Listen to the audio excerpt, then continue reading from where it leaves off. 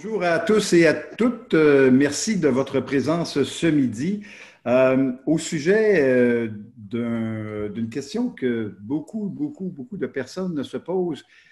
Quel sera l'espace commercial de demain? Nous le savons, nous sommes encore en pandémie pour ceux qui auraient encore des doutes.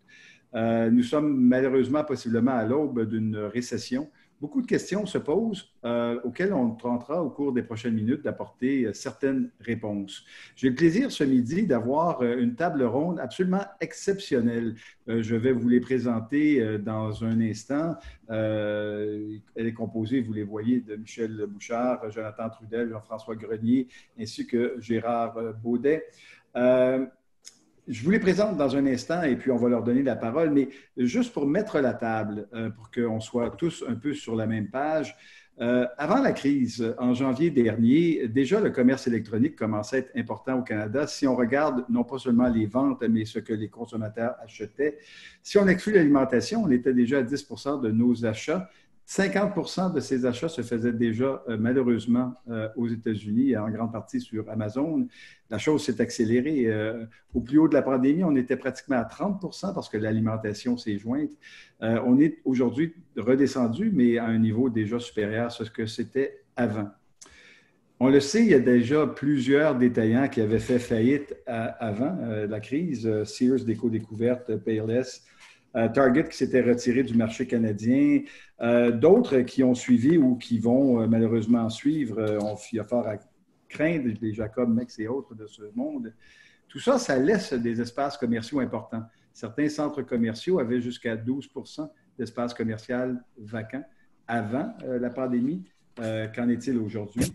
La demande pour les produits avait déjà commencé à chuter en 2008 au Québec. Et puis, il y a d'autres phénomènes qui se rajoutent à tout ça. Entre autres, qui m'a, moi, pas vraiment étonné, mais quand même interpellé. Amazon a déjà annoncé que, de concert avec Simon, qui est le plus gros propriétaire commercial aux États-Unis, donc Amazon a déjà annoncé qu'ils étaient prêts à reprendre, ils étaient intéressés à reprendre les espaces vacants des Sears, Kmart et autres de ce monde, des grands espaces, pour y installer des entrepôts de redistribution. Bref, nous sommes visiblement dans un monde largement différent de ce que nous connaissions en 2018. C'est ce dont on parle au cours des prochaines minutes. 45 minutes avec mes invités et puis après, évidemment, on gardera les 15 minutes de la fin pour vous. Si vous avez des questions, ce sera le temps de les poser à nos invités. Alors, sans plus tarder, je vous présente et puis ensuite, je reviendrai à chacun d'entre vous pour que vous nous expliquiez votre position. Premièrement, Gérard Baudet, professeur titulaire à l'Université de Montréal, urbaniste et auteur de nombreux livres, dont un est à paraître sur la présente question. Vous entendez souvent Gérard Baudet à Radio-Canada. C'est un expert chevronné. Merci, M. Baudet, de vous être joint à nous. Michel Bouchard, qui est spécialiste dans l'aménagement des espaces commerciaux. Beaucoup de magasins que vous avez fréquentés au cours des dernières années, sans peut-être le savoir, c'était l'œuvre d'un artiste et d'un concepteur qui s'appelle Michel Bouchard, qui est avec nous, associé chez Onico Architecture et Design Tactique. Merci, Michel, de vous joindre à nous. Merci.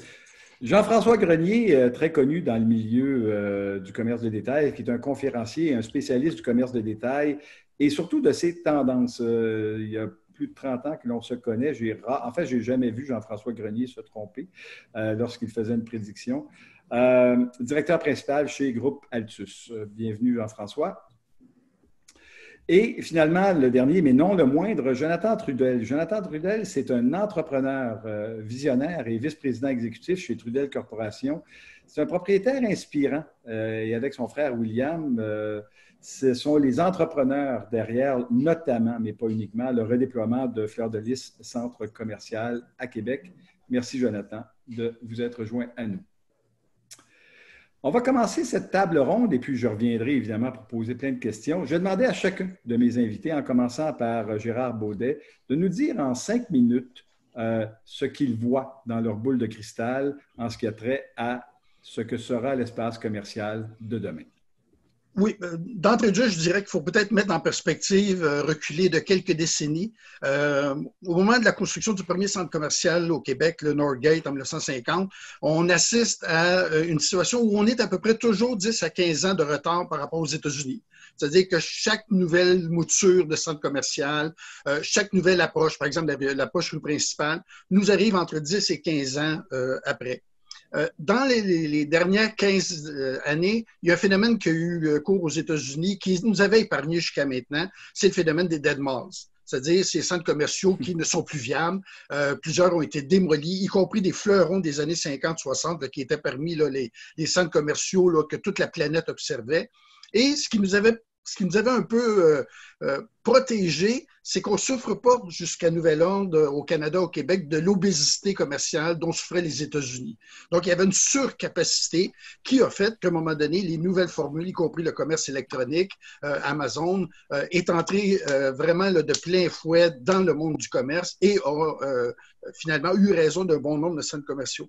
Ce qui est préoccupant présentement, ce qui se passe ici, c'est que la COVID et le commerce électronique semblent nous mettre sur la voie des dead malls, sur la voie de ces centres commerciaux qui souvent être en surplus d'espace et auxquels il va falloir trouver des nouveaux espaces. Et d'ailleurs, la presse faisait état récemment d'une étude où on mentionne bien que les centres commerciaux vont devoir se revisiter, vont devoir se repositionner. Et ce qui est assez fascinant, c'est qu'une des avenues qui est privilégiée et qu'on voit déjà émerger dans certains centres commerciaux, c'est l'avenue d'un centre commercial qui devient aussi en même temps un peu un centre communautaire.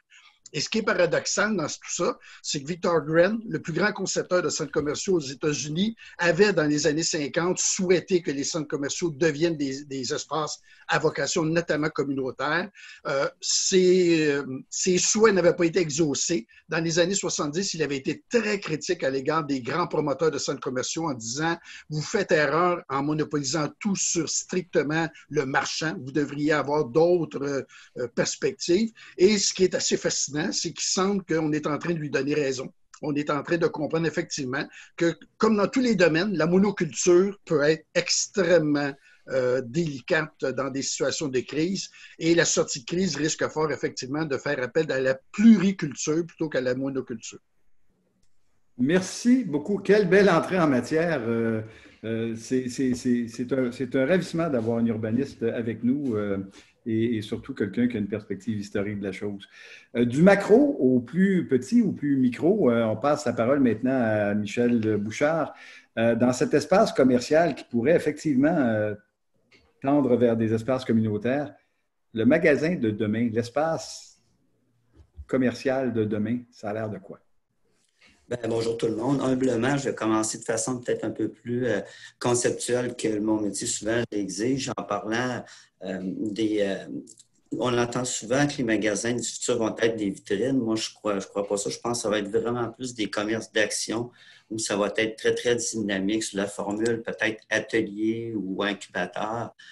Quand on regarde de notre côté les talents sociétals, lourds, comme les gens veulent faire de plus en plus de choses par eux-mêmes, veulent, dans une économie de partage aussi, peut-être louer, peut-être acheter, mais essayer, veulent participer ou en tout cas avoir des produits qui sont plus spécifiques. Donc, on pense que nous, de notre côté, on devra créer des endroits qui vont permettre ces ateliers-là, des espaces de transformation qui pourront accueillir, être faits soit par les gens du service ou les consommateurs, tout simplement.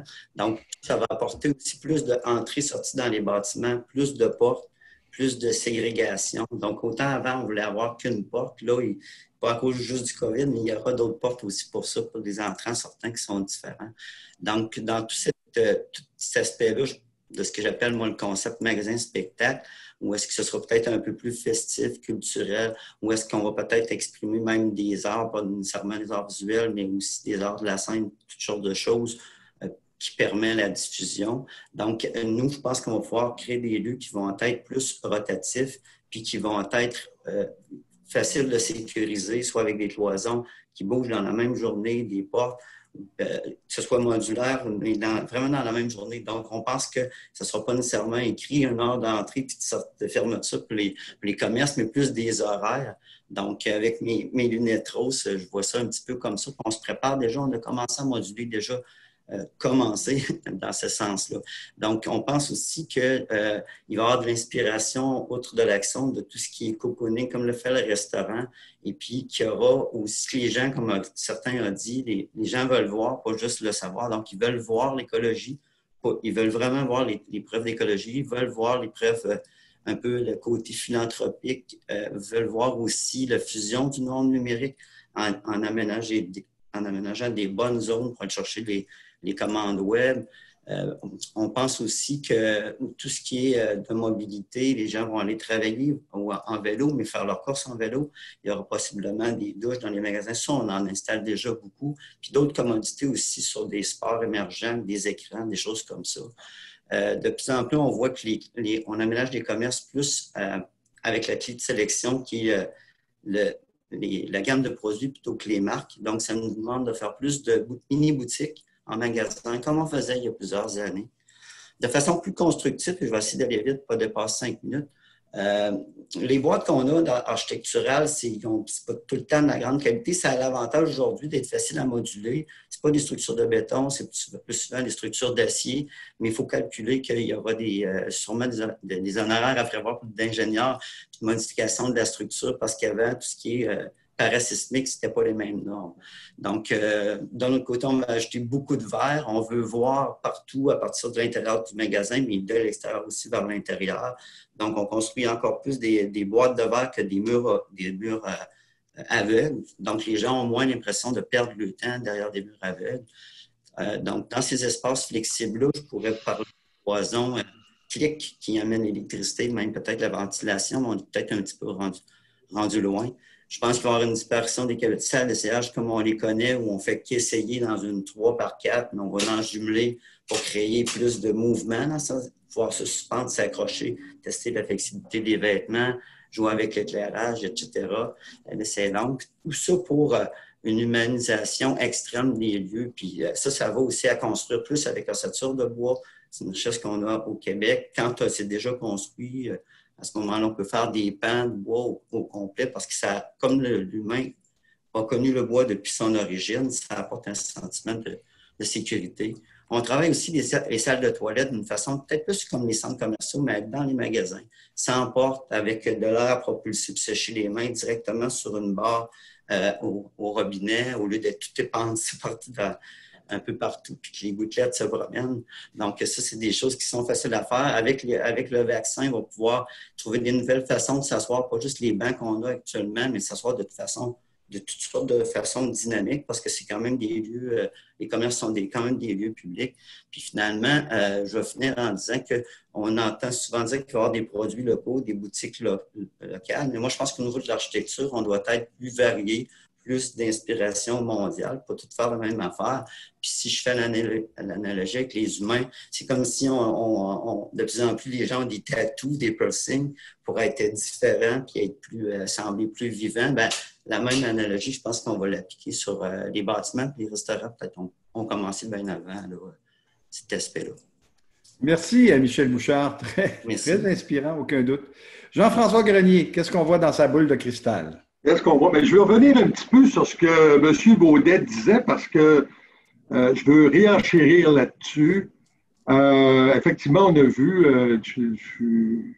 Nantel l'a bien dit au départ, c'est un phénomène. Là, on a vu plusieurs entreprises se mettre sur la protection de la faillite, puis pas des tout petites, Aldo, Reitmans, Tristan. Il y en a eu plusieurs, beaucoup dans les biens modes. Hein, puis il faut comprendre que c'est... En fait, toutes les entreprises de biens modes ont des marges bénéficiaires qui sont relativement petites. Mais comme tu l'as si bien dit, Jacques, c'est un phénomène. Hein? On a vu disparaître les Jacob et les Beauvais de ce monde bien avant ça. Puis je voudrais juste revenir sur un certain nombre d'éléments qui me semblent importants. Le e-com, c'est sûr, on en parle beaucoup, mais je pense que ça n'explique pas tout, même si la part de marché continue d'augmenter. Frank & Oak et Aldo, qui sont placés sur la protection de la loi de la faillite, avaient deux excellentes plateformes omnicanales et ça ne les a pas empêchés de se placer là-dessus. À l'inverse, je prends souvent cet exemple-là, mais TJX, qui est Winners, Marshall, HomeSense au Canada, qui ne vend rien sur Internet, est passé en 2003 des ventes de 1,2 milliard à 4,7 aujourd'hui. ont triplé le nombre de magasins, ont monté de 35-40 % leur vente au pied carré et avec zéro vente sur Internet. Il y a d'autres phénomènes qui me semblent relativement importants, c'est qu'on est passé, comme la majorité des autres secteurs du commerce de détail, puis là je parle des biens modes, la grande distribution, on est déjà dans une situation d'oligopole. Hein, les supermarchés, les trois gros joueurs qui contrôlent le marché, la même chose dans les centres de rénovation, dans les pharmacies. On n'était pas encore tout à fait là, puis on n'y est pas encore d'ailleurs dans le bien mode. Il y a encore une panoplie de joueurs, mais au cours, puis je vais faire exactement comme M. Baudet, je vais reculer très loin, mais fin des années 50, la part de marché occupée par les magasins de bien mode, par les indépendants, c'était 80 %. Puis à peu près 20 % par les chaînes. On est passé après ça dans les années 70, l'apparition de tous les joueurs canadiens, les chaînes, les Aldo, les Jacob, les Tristan de ce monde, qui sont accaparés jusqu'à la fin des années 2000, à peu près 60 % du marché. Mais depuis ce temps-là, à partir des années 2000, on a vu l'apparition de des joueurs internationaux, les TJX, les H&M, les Zara, qui aujourd'hui occupent 30 %. Tous ces joueurs-là, les chaînes canadiennes, puis par la suite les chaînes américaines, sont des joueurs plus performants, plus productifs, qui nécessitent, en fin de ligne, moins de pieds carrés. Alors ça, c'est un premier élément.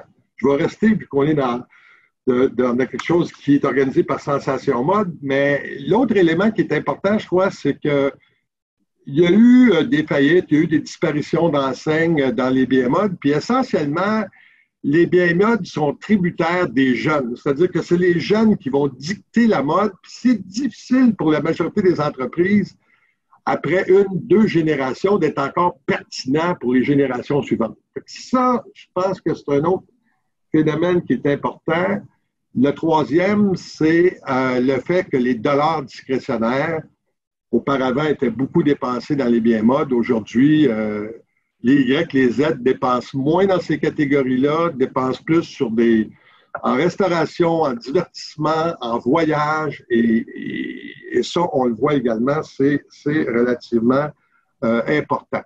Qu'est-ce que ça amène comme changement au niveau des espaces commerciaux? Puis je vais passer à travers 4 espaces commerciaux différents. Les artères commerciales. Les artères commerciales, il ne faut pas oublier, hein, parce que la montée en puissance des chaînes canadiennes, c'est concomitant avec la venue des centres commerciaux, parce que c'est apparu essentiellement là, pas tous, et au détriment des artères commerciales qui ont vu disparaître un ensemble d'indépendants qui étaient dans les biens modes et qui ont dû se renouveler. Ça a pris quand même 30 ans, puis il y a encore des artères qui rament encore pas mal. Mais bon, ils sont renouvelés avec quoi fondamentalement? Des commerces de proximité, de la restauration, des bars, des services.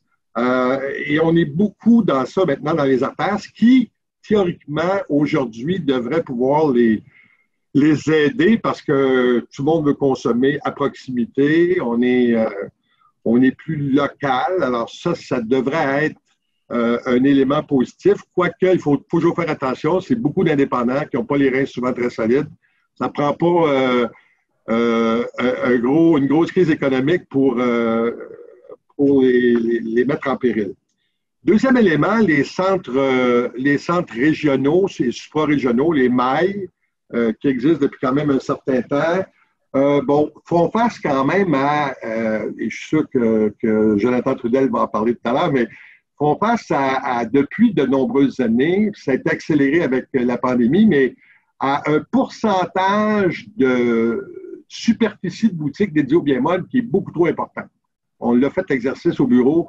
Dans les 20 plus grands centres au Québec, c'est 55 % de l'espace qui est encore dédié au bien mode, ce qui est beaucoup trop considérant les tendances actuelles. Et donc, mais il faut comprendre également que les centres commerciaux, pré-COVID-19, avaient déjà sur leur planche à dessin d'autres projets de diminuer. Ils avaient déjà perdu les Sears et, dans certains cas, les Labés de ce monde. donc les grands magasins rayons, et il y avait déjà sur le planche à dessin des plans de densification ou de changement de typologie de commerce de détail. On a vu la réintroduction, on l'a vu à Rockland, on l'a vu au Mail-Champlain, ça s'en vient également à Saint-Bruno, la réintroduction des supermarchés qui avaient été totalement évacués parce que c'était moins payant. Il faut comprendre hein, que la majorité, et j'exclus Trudel, mais la majorité des centres commerciaux, des mailles, sont détenus par quoi? Des fonds de pension et des fonds de placement immobilier, en bon québécois, des REIT, qui eux autres doivent générer des revenus et essayer de conserver la valeur de leurs actifs.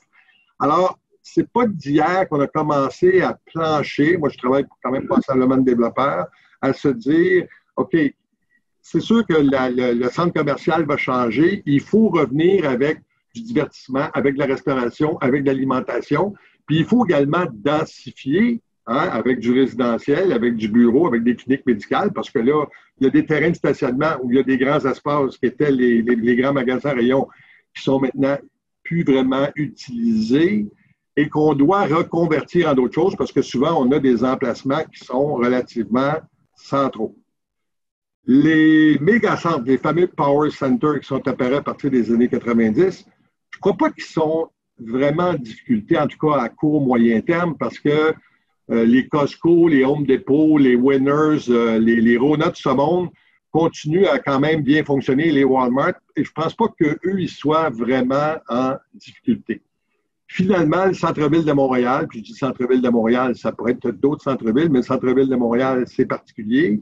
Nous, on a déjà fait des études dans le passé où 50% du volume, du chiffre d'affaires des restaurants et des magasins du centre-ville proviennent en réalité des travailleurs et des touristes. Et les deux ne sont plus là maintenant au centre-ville. Et ça ne peut pas perdurer très, très longtemps. J'ai crainte pour plusieurs commerçants au centre-ville parce que c'est pas vrai qu'avec 50% du moins de chiffre d'affaires, on le voit là, dans les bureaux au centre-ville, on a le droit jusqu'à 25% d'occupation d'employés, mais on n'est probablement pas à 10% aujourd'hui. Et il y a plein de grands utilisateurs d'espaces de bureau qui ont souligné que ça se poursuivrait jusqu'en janvier 2021 et peut-être après s'il y a une deuxième vague de pandémie. Alors ça risque d'être plus problématique pour le centre-ville, d'autant plus que c'est là que la rente foncière est la plus élevée. C'est là où j'ai le plus de crainte.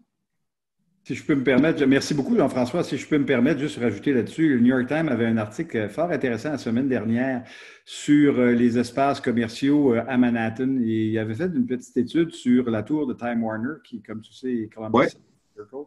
Et il avait interviewé le vendeur de hot dog en bas, là, celui qui a l'espèce de petit camion qui vend des hot dogs. Alors, il a demandé comment ça allait, puis il dit, normalement, dans une journée moyenne, je vends à peu près 4000 hot dogs. Il dit, là, j'en vends 10. C'est exactement ça. Ça ne peut pas durer longtemps comme ça. Là. Ouais. Jonathan Trudel, on parle des espaces commerciaux, on est tous autour de la table à donner notre point de vue, mais des 5 personnes autour de la table, le seul qui a mis son argent et sa confiance et toute son imagination autour des espaces commerciaux, ben c'est vous. Et puis, évidemment, c'est Trudel Corporation. Content que vous soyez avec nous parce que vous l'avez fait dès le départ, il y a plus de 2 ans, avec une orientation très différente. J'écoutais Gérard Baudet qui disait d'emblée il faudrait peut-être repenser à l'espace communautaire. Vous, il y a déjà 2 ans, vous en parliez. Alors, ça vous situe où? J'ai bien hâte de vous entendre. Est-ce qu'on assisterait à un retour aux sources? Ça a été très bien mentionné par M. Baudet, puis par M. Grenier aussi. Le modèle des centres d'achat qu'on connaît actuellement a plus d'un demi-siècle. Donc, c'est un modèle qui est venu au monde aux États-Unis. Dans la période d'après-guerre, on était dans un baby-boom. On assistait aussi à un exode de la ville vers les banlieues. Et ces modèles d'affaires de centres commerciaux-là sont venus au monde, généralement situés à des intersections très achalandées. Et ça a été conçu aussi sur le modèle du commerce de détail de l'époque. Donc, on avait des grandes superficies commerciales, on avait des murs aveugles. c'est des propriétés en briques, en béton, entourées de stationnement. Et souvent, il y avait ce qu'on appelle dans le jargon un gros anchor de chaque bord, un locataire principal, mettons le CIS, puis le labé de l'autre côté, puis un mail entre les deux, où on avait un parcours du client entre les gros locataires qui faisaient circuler les gens en mail puis vivre les plus petits commerces. Peut-être que ce modèle-là est rendu au bout de sa vie utile. On assiste peut-être à un retour aux sources. Et je m'explique, un retour aux sources un peu plus vers des propriétés qui vont se désenclaver, qui vont se démailler, qui vont se retourner vers la communauté. C'est le pari qu'on a pris il y a 2 ans quand on a fait l'acquisition de Fleur de Lys Centre commercial. Et on a refait ce pari-là quelques mois avant le début de la pandémie en faisant toute l'acquisition du portefeuille de First Cap Realty dans les centres d'achat de la grande région de Québec. Par contre, notre vision était déjà à l'époque d'y aller avec des concepts de démaillage, des concepts de désenclavement des propriétés, puis des concepts de redévelopper ces propriétés-là directement en collaboration aussi avec la communauté. Donc, tout au long de notre processus de redéveloppement, la communauté a été impliquée dans une vaste opération de consultation publique dans laquelle on a réussi à rejoindre 2500 personnes qui sont vraiment venus nous donner leurs commentaires, leurs désirs, leurs besoins, leurs visions de ce que pourraient être les nouvelles grandes propriétés urbaines qu'on appelle les nouvelles grandes propriétés commerciales. Donc, ça nous a amené beaucoup de réflexions dans ces centres d'achat-là, mais il y a beaucoup de fils conducteurs qui en ressortent. On parle beaucoup au niveau des centres commerciaux de les repositionner en amenant beaucoup de mixité. Donc, le mot mixité est un mot qui est très important. Mixité au niveau des usages, par exemple du commercial, mais M. Grenier le disait bien, il faut amener d'autres usages qu'uniquement de la superficie de commerce. Donc, il faut amener des usages résidentiels, il faut amener des usages de bureaux, il faut amener des usages de divertissement, des usages communautaires. On peut aussi amener des usages de vie de quartier. Donc, quand on parle de démailler et désenclaver, ben, si je prends un exemple de Fleur de Lys, c'est 3 millions de pieds carrés le terrain au total de cette propriété-là. C'est énorme. Mais à 3 millions de pieds carrés, c'est tout à fait pensable de remorceler ce terrain-là et d'en faire des vrais îlots avec du résidentiel, de la restauration, du commerce de détail, puis amener une diversité des usages. Donc, dans le mot mixité, vient tout de suite associer le mot diversité. On doit avoir le plus d'usages possible, mais dans chacun des usages, la plus grande diversité de cet usage-là. Donc, si on reprend le thème d'aujourd'hui, qui est le commerce de détail, c'est un usage, mais on doit avoir une grande diversité dans les types de commerce de détail qui vont être présents. Donc, on peut parler de la mode, on peut parler des commerces plus axés sur le sport, axés sur l'activité, le cocooning, axés sur l'alimentation, la cuisine. Donc, amener beaucoup de diversité dans chacun des usages, amener le plus d'usages possible sur le site. On veut le retourner vers la communauté, l'ouvrir vers le monde en désenclavant, en ramenant des rues, en rétablissant un peu un retour aux sources qui se rapproche d'une vie de quartier. Donc, le COVID, à mes yeux, à moi, va avoir des impacts très importants là-dessus. Par contre, je crois qu'il ne fait qu'accélérer certains phénomènes qui étaient déjà en place.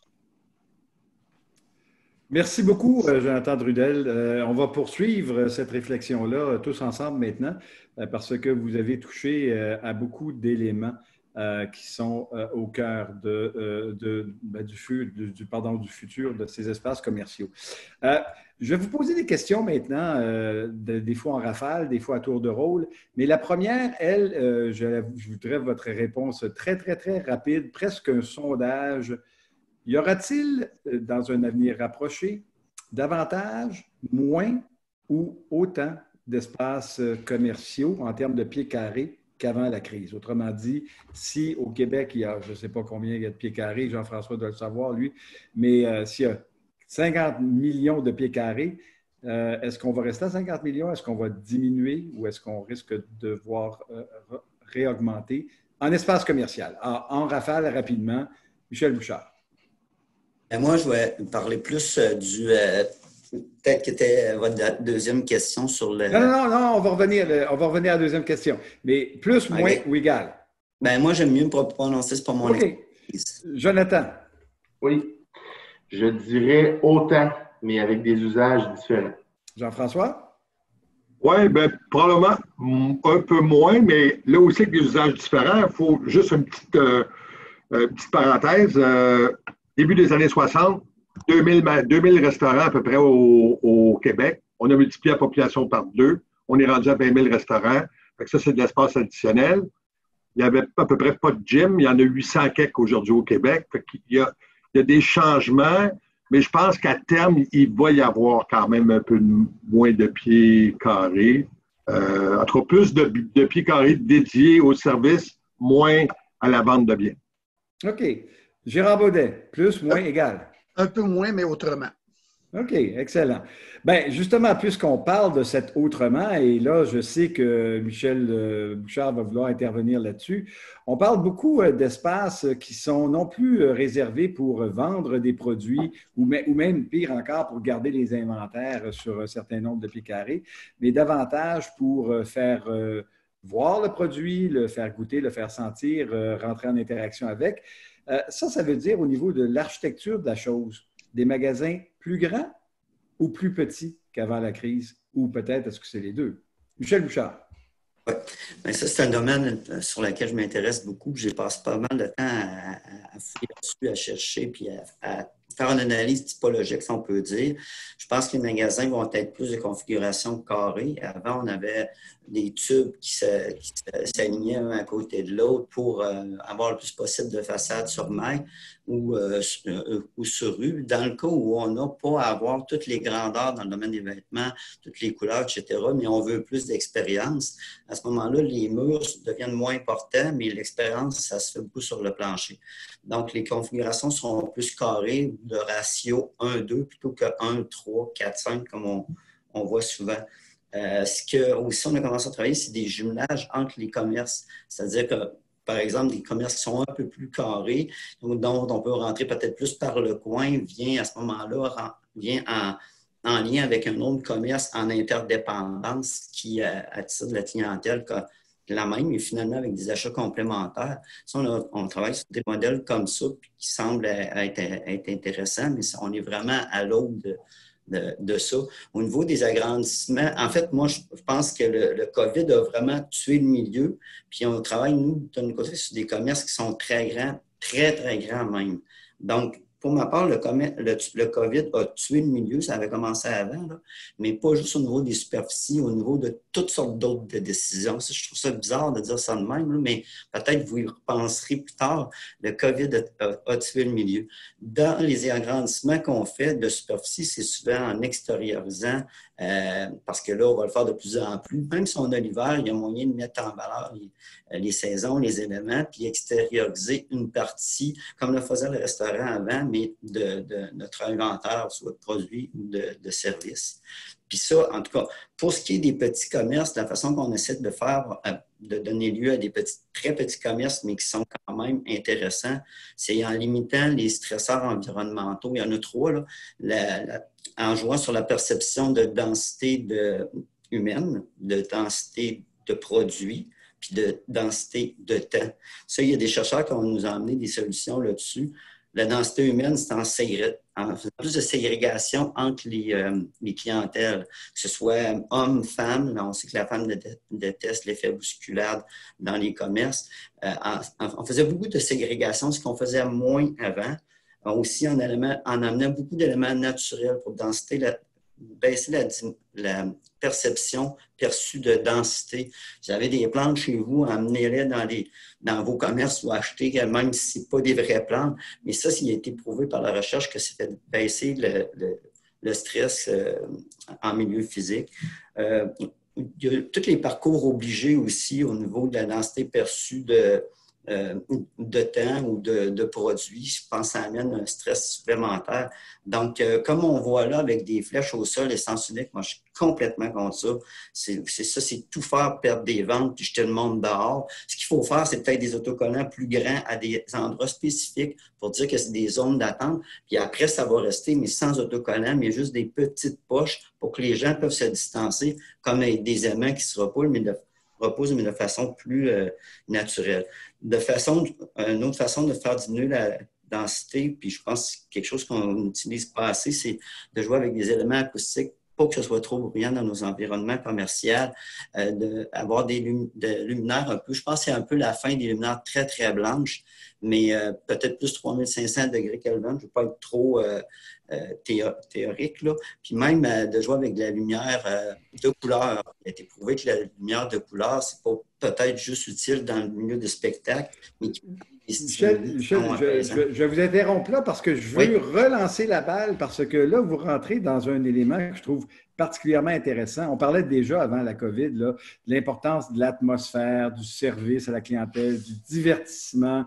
Ça, c'est bien beau, mais à 2 mètres de distance avec un masque, ça devient déjà un peu plus difficile. Ça ne veut pas dire que nous sommes tous condamnés à cette situation-là pour des années à venir.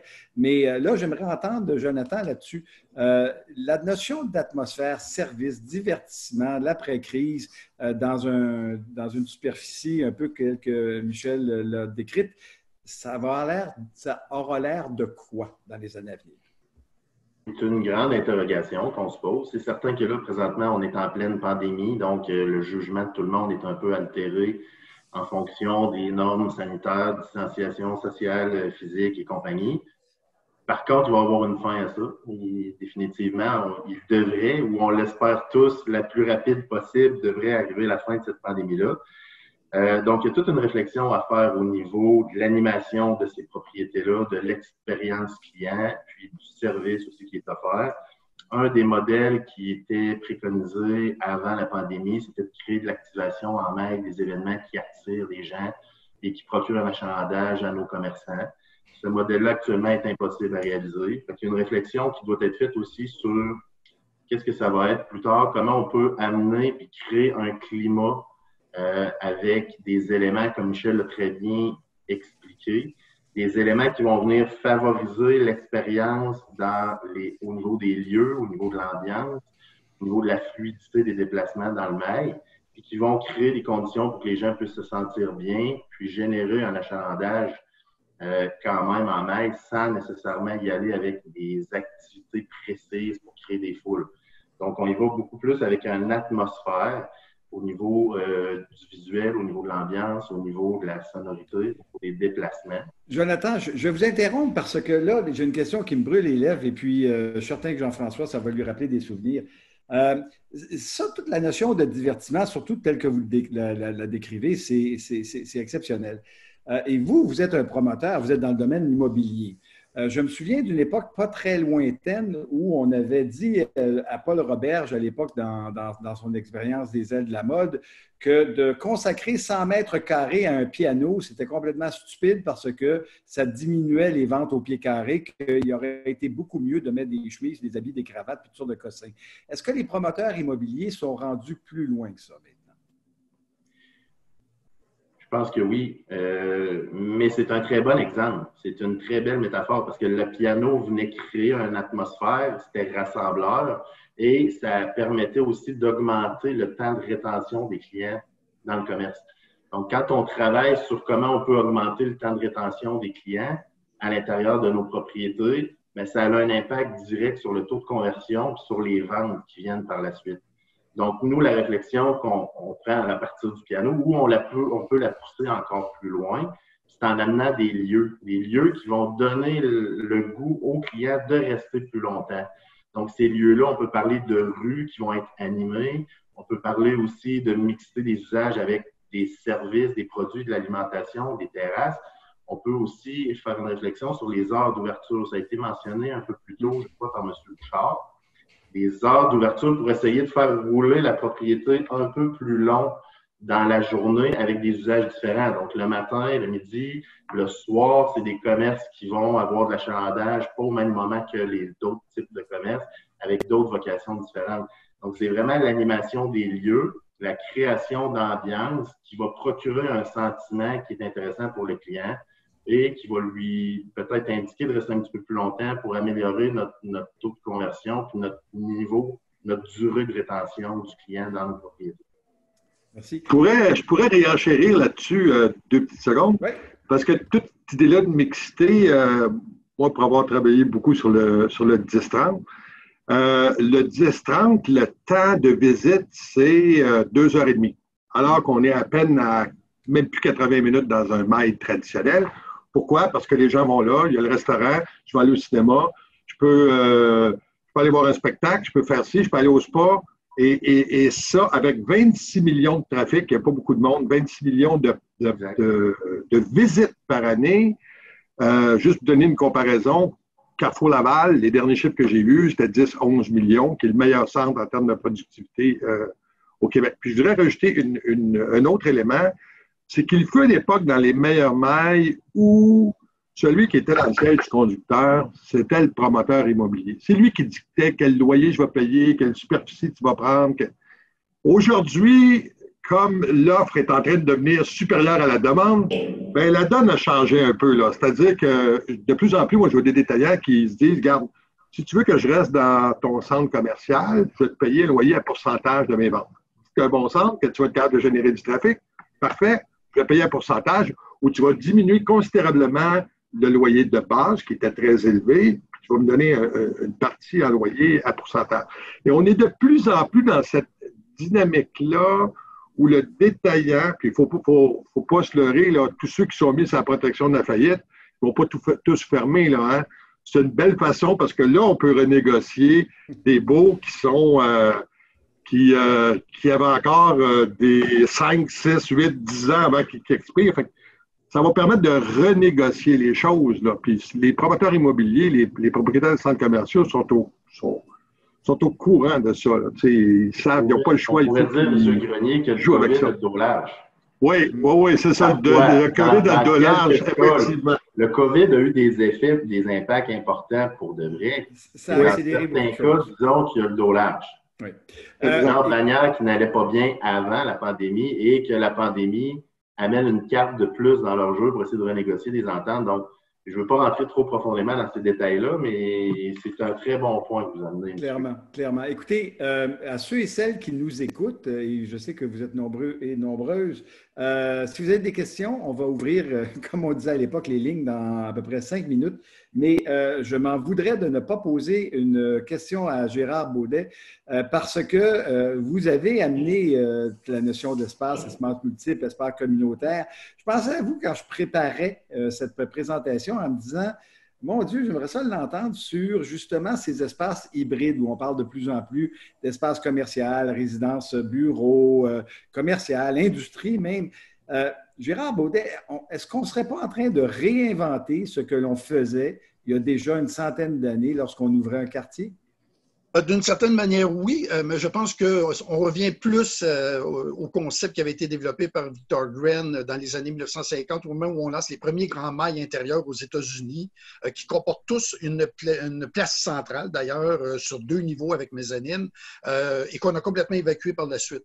Je voudrais revenir rapidement sur la question du piano et rappeler que dans les grands magasins décrits dans le roman de Zola, Au bonheur des dames, on savait très judicieusement gaspiller de l'espace. Et je pense que c'est un des défauts du commerce. Les choses allaient trop bien et on a perdu cette capacité de gaspiller de l'espace. Et quand on parle, par exemple, de mixité, quand on parle d'amener du résidentiel, quand on parle, on pourrait parler, par exemple, des logements de personnes âgées autonomes, on les a laissés s'installer n'importe où, alors que ça fait des années que je dis pourquoi on ne les a pas envoyés sur les centres commerciaux. Il y a une relation, une espèce de symbiose qui va de soi, mais on a gaspillé une occasion parce que les municipalités, notamment, n'ont pas été aux aguets. Parce que les municipalités ne veulent pas se mêler d'urbanisme commercial. On a l'impression que les promoteurs savent tout, sont capables de tout faire et on rate des occasions. Pour ce qui est des aménagements qu'on a évoqués récemment, les marchés d'alimentation, pas les big box, mais les marchés de grande taille, ont quand même introduit le concept de petites boutiques au cours des dernières années. On a l'impression qu'il y a une boulangerie, on a l'impression qu'il y a une boucherie, on a l'impression... C'est-à-dire qu'on a modulé l'espace sans le surfragmenter, mais en donnant une certaine ambiance. Et je pense que c'est une des avenues, on l'a évoqué tantôt, de cette espèce de modulation légère qu'on peut adapter facilement sans être obligé de tout casser. D'autre part, il va falloir aussi penser l'articulation intérieure-extérieure. Les centres commerciaux ont été conçus comme des poulaillers, comme des polyvalentes. Il ne faut surtout pas savoir ce qui se passe dehors. À partir du moment où on a une grande diversité d'aménagements de sites, il faut repenser les interfaces. Et entre autres, il faudrait peut-être revisiter ce qu'était le centre Rockland avant qu'on en fasse un bail intérieur. Ça a été le plus réussi des centres commerciaux de ce point de vue-là au Québec et de très, très loin. Je pense qu'il y a des retours d'expérience qui seraient fort utiles plutôt que de s'imaginer qu'on va réinventer la roue, parce que plusieurs des choses qu'on a évoquées depuis le début de l'activité, ce sont des choses qui ont déjà été mises sur la table, qui ont déjà été expérimentées dans les années 50, 60, mais qu'on a oubliées, qu'on a considérées comme trop ringardes pour s'y réintéresser. Je pense qu'il va falloir prendre le temps et pour moi, les municipalités vont devoir être des partenaires dans ces opérations-là. Il ne faut pas que ce soit strictement des opérations immobilières, il faut que ça ait plus d'ambition que ça. Merci beaucoup. Alors, à vous qui vous nous écoutez, c'est le temps. Si vous avez des questions, on a un panel absolument hors pair. Profitez-en. On a une première question ici de Sylvain Leclerc, auquel j'aimerais même rajouter une composante. Sylvain nous demande quel est l'avenir du commerce sur les artères piétonnières de Montréal? Et j'aimerais rajouter là-dessus, est-ce que le modèle de revenus de taxes foncières est toujours viable? Je ne sais pas qui veut prendre la balle au bon. Peut-être Jean-François ou Gérard. Ça fait des années qu'on dit que la taxe foncière n'est pas une source de revenus d'avenir pour les municipalités. Ça a été très bien documenté. La dématérialisation d'une partie de l'économie a un impact considérable parce que les municipalités sont confrontées à des secteurs économiques, mais il est de moins en moins possible d'aller faire une ponction sur la richesse qui est créée parce qu'il n'y a plus d'immeubles, parce qu'il n'y a plus de bâtiments qui accueillent ces nouvelles fonctions-là, où il y en a beaucoup moins qu'avant. Donc, il faut revoir tout ça pour faciliter la transition à laquelle on est confronté. Jean-François, je vais rajouter tout de suite parce qu'on a une autre question. Pierre Morin nous pose la question télétravail. On rajoute ça par-dessus. Qu'est-ce que ça a comme impact sur les centres-villes? Mais ça va avoir un impact fondamental. De mémoire, là, les recettes municipales proviennent encore à 70 de l'évaluation foncière. Et malheureusement, je dis malheureusement, en fait, c'est pas compliqué. À Montréal, 25 des valeurs foncières sont dans le non-résidentiel, mais ils contribuent à 50 des recettes fiscales. Si on baisse les valeurs, parce que c'est calculé sur la base des valeurs, des centres commerciaux, parce qu'il y a moins de revenus, puis des tours à bureaux, ben, à quelque part, à moins qu'on trouve, et là, Gérard pourrait peut-être avoir une autre solution, mais à moins qu'on trouve une autre source de revenus, ben, il va falloir transférer une partie de ces dollars-là au résidentiel. Ça veut dire que les taxes foncières résidentielles pourraient à terme augmenter si on ne trouve pas d'autres... Puis c'est vrai dans plusieurs domaines. Hein? Moi, j'avais déjà écrit un article dans la presse il y a déjà de ça 2 ans où j'avais dit que les 5 plus grands centres commerciaux dans la région métropolitaine de Montréal contribuaient annuellement à 91 millions de dollars d'impôts fonciers, alors qu'Amazon, avec tous ses entrepôts à l'époque au Canada, ne contribuait que 5 millions. Alors, nous sommes consommateurs, tout le monde va avoir les meilleurs prix, tout le monde va avoir ça, mais d'un autre côté, si 91 millions ne représente plus à un moment donné que 50 millions, ben, il y a quelqu'un qui va falloir qu'il paye à quelque part. Là. C'est pas... à moins qu'on trouve une autre source. Peut-être que Gérard Beaudet a une autre source de revenus qui pourrait être intéressante. Pas nécessairement, mais une inquiétude supplémentaire parce qu'on a parlé de la mixité sur les grands centres commerciaux existants. On a parlé de tours à bureaux. il se pourrait très bien que le télétravail ait moins d'avenir qu'on le croit présentement, mais que la dédensification des lieux de travail ait un avenir et que beaucoup de grandes entreprises et de moyennes entreprises décident de relocaliser une partie des activités dans des tours à bureaux de banlieue. On le voit, le nombre de tours qui a poussé en banlieue depuis 10 ans est assez fascinant et que finalement, ça vient encore plomber un petit peu plus l'avenir du centre-ville de Montréal. C'est un phénomène qui est très marqué aux États-Unis dans beaucoup de grandes agglomérations. Là, on exclut New York, Chicago et compagnie, mais dans beaucoup d'autres agglomérations, c'est un problème sérieux, cette histoire-là, de déconcentration de l'emploi vers des pôles de banlieue et la mixité sur les sites des centres commerciaux, ça participe d'un mouvement qui est déjà en cours depuis au moins une vingtaine d'années.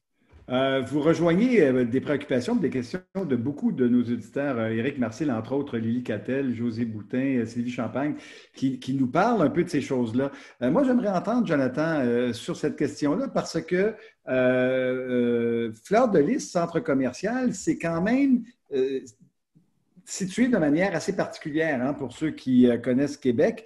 Et si je comprends bien, vous êtes en train, vous, de partir d'un centre commercial qui était pratiquement régional, mais à lui donner également une vocation beaucoup plus de quartier également. Voulez-vous nous en parler un peu? Oui. Écoutez, je veux juste ajouter un point concernant les taxes municipales, le rôle foncier. On n'a eu aucun rabais pendant le COVID, nous, par rapport à tous les immeubles qu'on a. On a 58 propriétaires à travers le Québec et on a payé 100% des taxes. Donc, quand M. Grenier dit que c'est un modèle où les propriétés commerciales contribuent énormément au financement des municipalités, c'est vrai. Juste à titre d'exemple aussi, Fleur de Lys, dans ses bonnes années, a déjà été évalué à 150 millions au rôle foncier. Quand on l'a acquis il y a 2 ans, il a été dévalué à 50 millions au rôle foncier. Donc, c'est une perte de revenus pour les municipalités incroyable. Et le COVID, selon nous, va accentuer ça. Parce que la valeur des immeubles commerciaux, due aux revenus qui est affecté, va diminuer, donc un impact sur le rôle foncier. Et c'est toute une autre réflexion aussi de comment on peut financer les villes. Pour revenir à votre question, au modèle de la vie de quartier, ce qu'on veut faire avec Fleur de Lys, effectivement, ce que je disais en entrée de jeu, quand vous m'avez présenté, c'est que les centres commerciaux, à l'époque, ont été constitués dans un exode vers les banlieues. Mais maintenant, la ville a pris de la croissance. Donc, le centre commercial qui était aux frontières, admettons que Fleur de Lys, c'était la frontière nord de la ville de Québec, mais maintenant, c'est rendu la porte d'entrée de ville, la ville de Québec, au nord. Donc, ces villes-là ont pris de la croissance et ces centres commerciaux-là qui étaient aux frontières sont maintenant rendus partie prenante des centres-villes. Donc, ils sont extrêmement bien situés et souvent très bien desservis par le réseau routier qui est en place. Donc, le fait de ramener la vie de quartier, bien, on va recréer une petite ville dans la ville. Donc, on peut y aller aussi avec des concepts de vie de quartier, mais ça amène un impact aussi sur l'étalement urbain. On veut peut-être densifier un petit peu plus nos propriétés urbaines qui sont déjà desservies par les services municipaux, qui sont déjà situés sur des sites qui sont stratégiques. Donc, on recrée une ville dans la ville. Il faut aussi amener toute la notion, puis M. Baudet serait intéressant à entendre là-dessus, d'espace vert et espace public. Donc, on parle beaucoup de centres commerciaux, on parle beaucoup de télétravail, on parle beaucoup d'amener de la mixité, de la diversité. Mais si on veut des quartiers, bien, ça prend des vraies rues, ça prend des vrais parcs, ça prend des vrais espaces publics, ça prend des vrais lieux animés pour avoir une vie de quartier avec l'offre complémentaire au niveau du commerce de détail, du résidentiel, résidence personnes âgées, bureaux, restauration, activités, sport. Donc, c'est tout un amalgame de produits-services qui recrée une vie de quartier, sans oublier vraiment l'accès à ce quartier-là pour l'ensemble de la population. Donc, le centre d'achat qui était à saveur régionale il y a quelques années, maintenant prend un sens complètement différent parce qu'il devient un pôle d'attraction qui est vraiment peut-être supra-régional pour l'ensemble d'une région. Il devient un lieu de destination, il devient un endroit où les gens veulent aller passer du temps. Et c'est agrémenté de places vertes, d'espaces verts, places publiques, lieux accessibles à tous, qui viennent complémentariser notre offre commerciale. Très juste. Il nous reste, pour ceux et celles encore qui auraient des questions, il nous reste un maigre 5 minutes. Alors, c'est le temps. J'ai d'autres questions qui vont toujours un peu dans le même sens et auxquelles je vais rajouter un petit complément encore une fois. On me demande Jennifer Laoune-Rubinstein me demande comment est-ce que les pistes cyclables changeront le paysage du commerce de détail. Je sais que c'est un enjeu, on en parle souvent dans beaucoup de municipalités. Beaucoup de détaillants disent on m'enlève des places de stationnement pour des bicyclettes sans nécessairement réaliser qu'une bicyclette, il y a quelqu'un dessus, puis ça peut consommer aussi.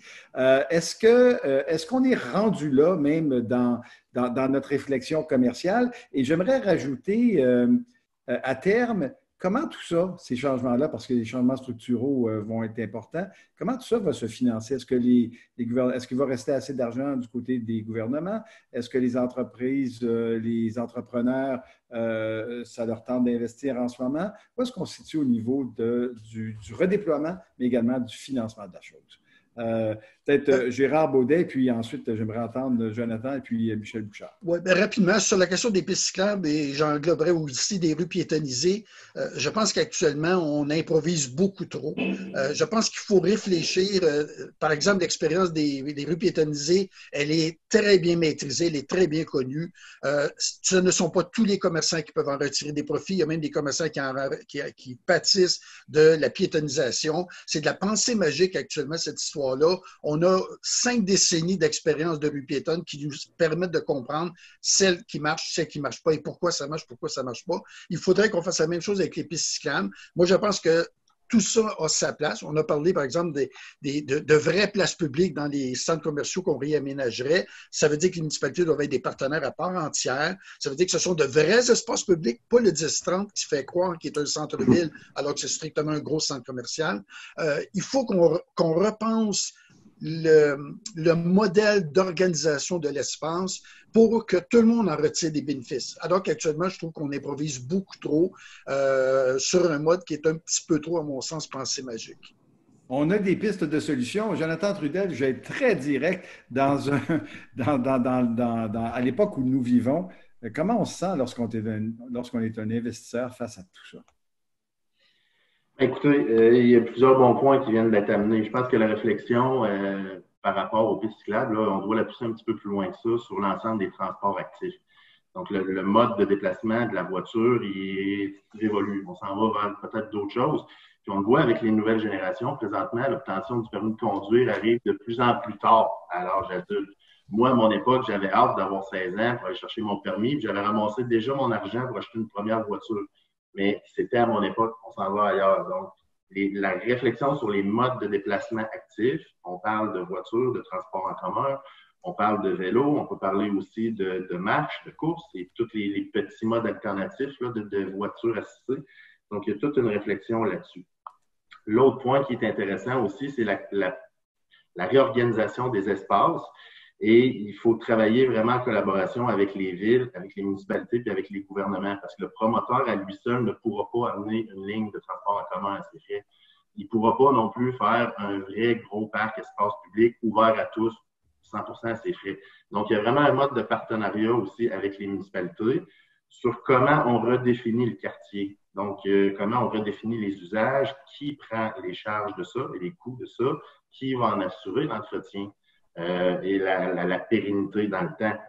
Donc, quand on pense à ce que le support financier des gouvernements et des villes, de quelle façon il peut avoir lieu, je crois que l'apport en infrastructure est un apport qui est très important pour que les promoteurs privés, eux, puissent faire leur devoir puis venir amener l'investissement privé autour d'infrastructures qui vont avoir pris place par les municipalités et les gouvernements.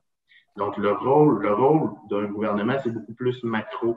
C'est d'amener les éléments pour que la sauce prenne et faire un tout avec un travail d'équipe entre le privé, le public, l'institutionnel, pour en arriver à créer vraiment une vraie réorganisation de l'espace, une vraie vie de quartier avec plein d'usages, places publiques qui sont différents. Merci beaucoup. C'est malheureusement, puis on aurait pu continuer comme ça facilement pendant 1 heure, mais on doit se quitter là-dessus parce qu'on avait promis 1 heure. Je tiens à vous remercier. Vous avez été d'une générosité vraiment remarquable. Alors, Michel Bouchard, merci. Jonathan Trudel, un grand merci. Jean-François Grenier, comme toujours, et Gérard Baudet. Toujours un plaisir de vous entendre sur les ondes de Radio-Canada. Il me reste uniquement une petite chose que je me voudrais de ne pas faire. Je tiens à remercier la collaboration du gouvernement du Québec qui a permis cette émission, de la Ville de Montréal, de Patrimoine Canada et de Tourisme Montréal. Et évidemment, vous remercier à tous et à toutes pour votre présence. Chers panélistes, merci beaucoup et qui sait, peut-être à la prochaine.